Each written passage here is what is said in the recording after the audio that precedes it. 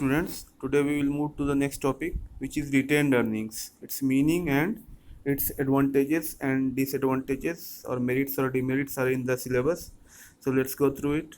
What do you mean by retained earnings? So retained earning is accumulated from keeping aside an amount every year from net profit of the company.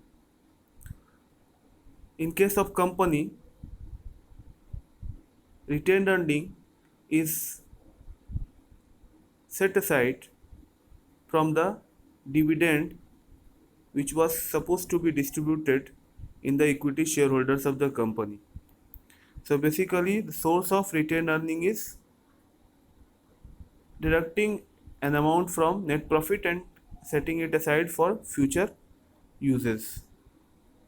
So there are several factors on which a company's retained earning policy depends. First thing is the amount of net profit. If the net profit amount is sufficient every year, then it is easier for the company to keep retained earnings. If the dividend policy of the company is conservative, that means it doesn't give fully the dividend to the shareholders, then there will be more retained earnings. Whereas if company believes in liberal policy in dividend distribution, then it will keep less retained earnings and it will distribute most of the part of the profits. So it depends on dividend policy of the company.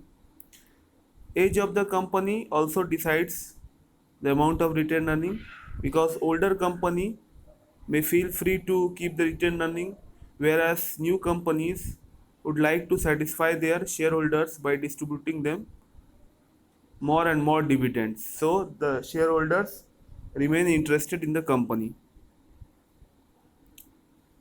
Again, the future plans are also responsible for the retained earning policy. If the policy is to expand and grow and invest somewhere, then a company may feel it more safe to keep retained earnings and not to distribute dividend. Whereas if there is no such expensive policies, then the company can distribute the dividends to the shareholders. So all these are factors which are responsible for retained earning policy of the company. Now let's see what are the advantages. So plowing back of profit, that is called plowing back of profit because profit is accumulated over years and again it is plowed back for any special purpose. So basically it is more convenient, there is no legal formality. A company's retained earning is its own property and it can use it anytime. The financial structure of the company remains fully flexible. That means it can again issue new preference shares, equity shares, debentures, it can take loans, whatever. It is fully flexible and it is totally free to decide which mode of finance is to be selected.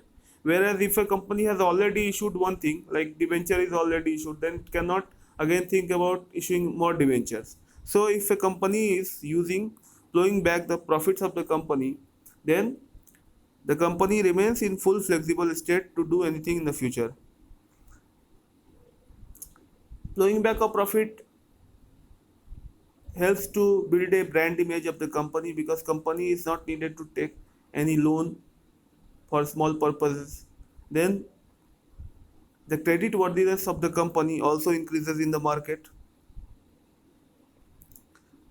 Retained earning in future may be used to exchange the obsolete plant, machinery, whatever, because it is totally in the business and it can be used at any time. Retained earnings can also be used to lessen the effect of fluctuations in dividend rate. If any year there is not much profit and if any company wants to satisfy their shareholders, then it can distribute the retained earnings as dividend, thus minimizing the effect of fluctuations in dividend rates. Use of retained earning also doesn't violate any structure of voting rights because all the equity shareholders will only vote and no further equity share or preference share is issued, so there is no question of sharing of voting rights. Now we will see what are the advantages according to the different groups.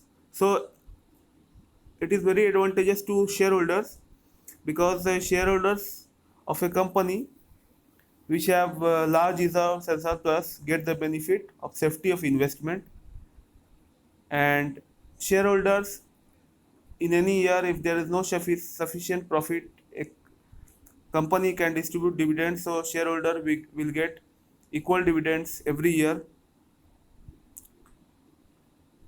It also increases profitability or earning capacity of the company because it can reinvest further some amounts, and it again more profit can be earned on the same number of equity shares. Again, let's see what are the advantages to the society. So corporate saving accelerate the growth in country because capital formation is done through corporates only, and these kind of surpluses make the companies totally self-dependent, and the loans can be diverted to more required sectors.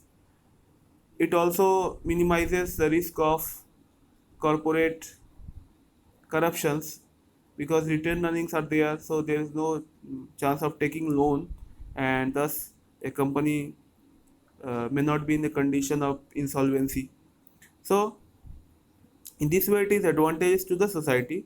And let's see what are some demerits are also there. Excessive flowing back of profit have some drawbacks, like if more and more profit is accumulating and that is not properly utilized, then there will be over capitalization in the company and the dividend rate will not match to the investment made by the company. This will tarnish the image of the company. These retained earnings sometimes used indistinctively by the directors, and sometimes corruption also happens due to these funds. So these create some problem for shareholders also. These are also used in window dressing of the company. That means representing a company's financial position in some better way than it is, uh, through by using the retained earnings.